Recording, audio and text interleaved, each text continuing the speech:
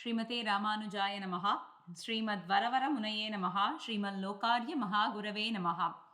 Thiruppavai 14th Pasuram, UnggalPuzhakkadai Thottattu Vaviyul. In this Pasuram, they wake up somebody who promises to wake everybody else, but then is now in deep sleep. How do we know? Because Andal says, Yengalai munnam எழுப்புவான் வாய் பேசும் நங்காய் எழுந்திராய். She says, you said, Yengalai munnam எழுப்புவான். You will wake all of us up. But what are you doing now? You don't have any embarrassment, any shame, and you're just sleeping. Nanadai. That's what she says.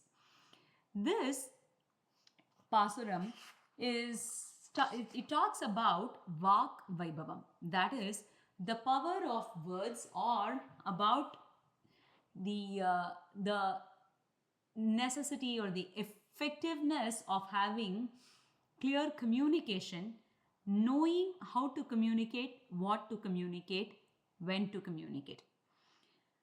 The reference for this comes from the word Navudayai. Nanadai, Navudayai, or one who has a very good command over the language. The reference to Sri Ramayanam in this entire Pasuram is actually in this word, Navudayai, and it is a very often quoted reference as well. The Navudayai refers directly to Hanuman in Sri Ramayanam. Hanuman is called even Sollin Selvan in Tamil. That is, he knows how to use the words, how to appropriately use the words. He is praised by none other than Sri Rama himself. When Valmiki refers to Sri Rama, he uses the term Vagmi Shriman, that is, one who knows how to speak properly, clearly, fluently, respectfully. Everything that is required for a person who speaks, Rama has that. That's why he is known as Vagmi Shriman. Such Rama praises Hanuman. When Hanuman comes at the orders of Sugriva, the time when both Rama and Lakshmana enter the Kishkinda forest. When they enter that place, Sugriva is afraid. He is afraid because he is living in hiding. He is living in hiding from Vali. And except in that specific place where Sugriva is, anywhere else Vali comes out, anywhere else Sugriva comes out, Vali will kill him. So Sugriva lives in fear of Vali all the time. Now when he sees Rama and Lakshmana, who have come in disguise, not in disguise, who have come sporting the attire made of bark, at that time Sugriva wants to know, are they spies?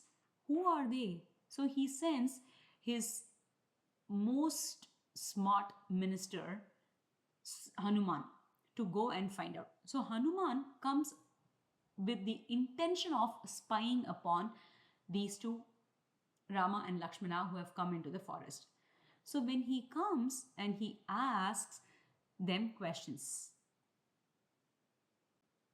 he asks, you two, you look like deities, you look like great princes who have come from far, but the attire that you are adorning, that does not match the resplendence that we see in you.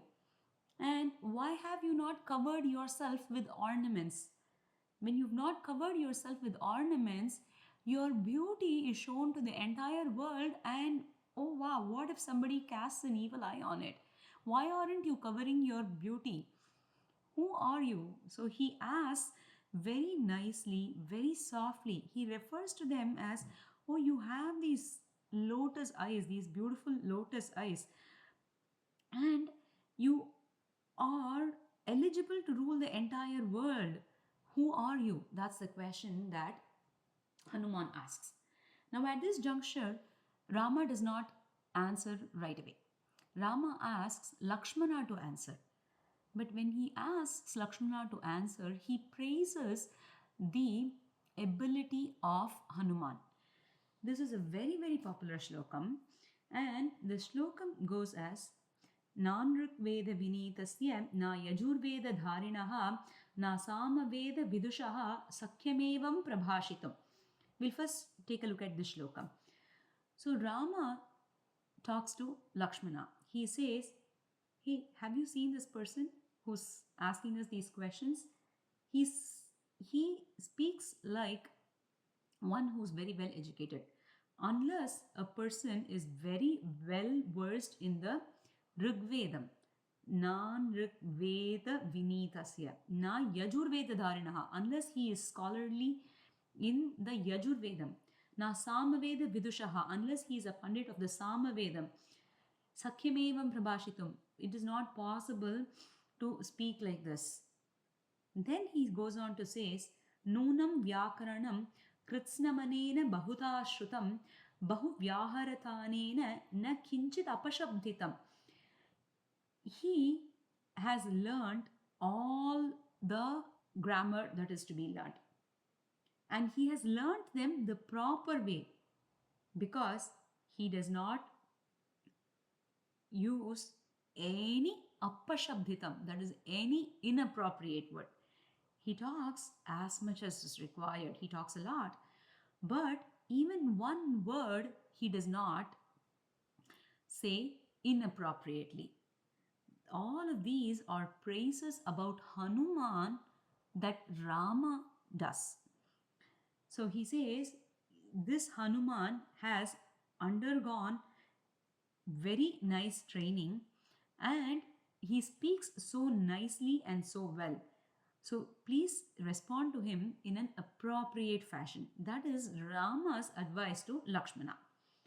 Now, what are those qualities or what are those specific elements that inferred Rama to say that Hanuman speaks like one who is well versed in the Vedas, in all of the Vedas?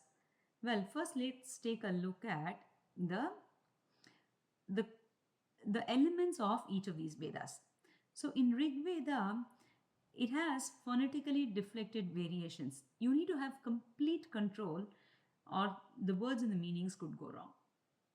In Yajur Veda, there are many recursive anuvakas and one should not mix them up. You need to remember correctly. In Samavedam, the pitch and the duration of the rendering is very important. Only scholars can control those vocal notes appropriately. Now, when Hanuman is talking about Rama, when he's questioning Rama and Lakshmana, he says, "Oh Rama, you have..." He does not know it is Rama. He's referring to the person who's standing in front of him, and he says, "You have lotus petal-like eyes," and that is similar to the Vakyams in the Chandogya Upanishad, and that is part of Samaveda. And similarly, he says, Rama and Lakshmana, you look like deities in human form. And that has a reference to Yajur Vedam, where the Yajur Vedam says that one who has no birth takes birth again and again. And then in the Rig Veda, or referencing the Rig Veda, he says, you two are eligible to rule the world. And there are references to this exact meaning in Rig Veda, where it says that it's Parabrahmam Raghavam who rules the entire world.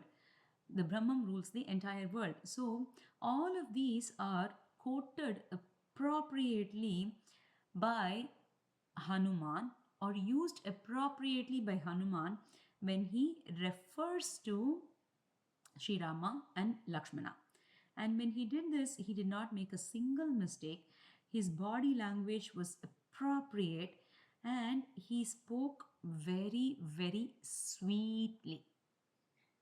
So all of those signify that Hanuman is a Sollin Selvan or one who has Vag Vaibhavam. And the gopi that is being woken up here is also one who has such ability to speak appropriately. So she is Navudayai. Andal wakes up that gopika in this pasuram. So let's spend the rest of our day wondering about how we can use the power of words that have been given to us to speak good things, to speak things that are meant to be spoken, which is nothing other than singing the glories of the Lord. Andal herself says in this Pasuram, Pankaya Kannanai Padilor Empavai. So let's use these words to sing the glories of the Pankaya Kannan, the lotus-eyed Lord, and spend the rest of our day. Andal Thiruvadigalai Sharanam.